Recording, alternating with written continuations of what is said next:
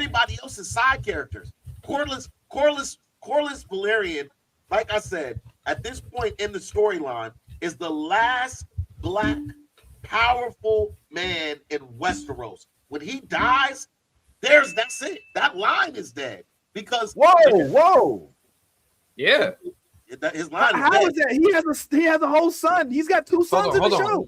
Hold on. But we've already seen the future, right? We saw Game of Thrones, which happens after House of the Dragons. Where are they?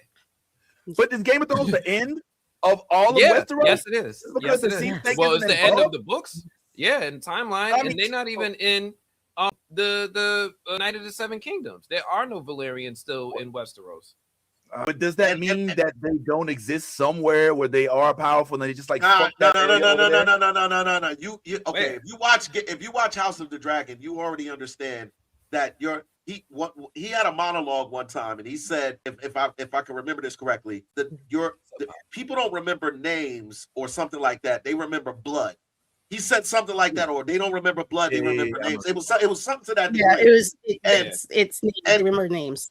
And one of the biggest things in this last season was that the conflict of acknowledging that this young man is your son, and then publicly acknowledging that he is your son, because he's technically a bastard, which is not looked upon the same way in Westeros. You either are a true blood or a bastard. Bastards hold no thing to the throne. So this is one of those things where, again, we've already built a storyline in terms of the Valyrians that it was cut kind of short by killing his brother. They sent away his other son we may circle back to that, but as it stands right now, that son we know is not about to have no kids. So it ends with him. That line ends with him because the rest of them are Targaryens. But all right, help me with this, guy. But those kids also were not full Velaryon, right?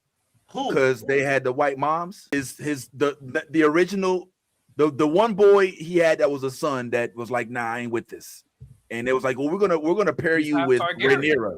Valyrians have white hair anyway. No. He was light skinned because his mom was Targaryen. And he went away, and then they tried to fool us into thinking those other ones. But this man, the son, so to speak, the bastard. Yeah. He don't look like he got any Targaryen in him. He look like he got Valyrian, and that's it. Now maybe it's not Valyrian royalty, but he's a monolithic black man, at least so to speak, that doesn't have any. I don't want to say contamination, but any mixtures of any other houses in him right now. So he could actually, in the way that Jon Snow, even though he's a bastard, end up representing the throne even a little bit better than some of them Lannisters and some of them Starks. He could potentially, as they're kind of hyping him up in the show, to be even more powerful than Corlys. Now, again, I obviously don't know. I love you, and I know I see what you want to happen. No, I'm just speculating. Yeah. He got some bastard sons and he got some granddaughters, but ain't none of them running around in Game of Thrones. No, ain't none of them there. Yeah, it's kind of it's one of them things where it's like we know they're extinct, we know what happens, and it's kind of we like, damn, we just waiting to see how it happens. You instinctive.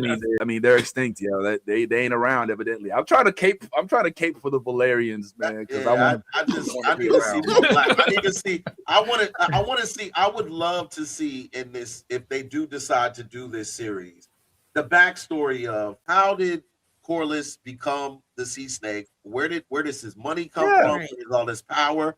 And just